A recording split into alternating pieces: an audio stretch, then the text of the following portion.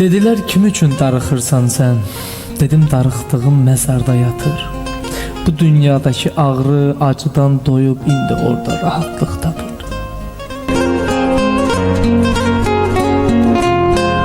Dediler yoxluğuna necə dözürsən? Dedim dözmək üçün bir yol görsədin. Darıxmaq nədir ki, ölürəm onsuz, məni darıxdığım yerə göndərin.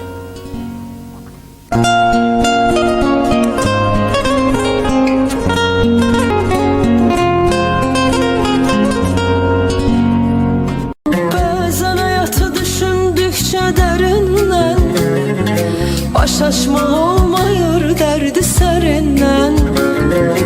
Elə bilənlərim yox olub yerindən.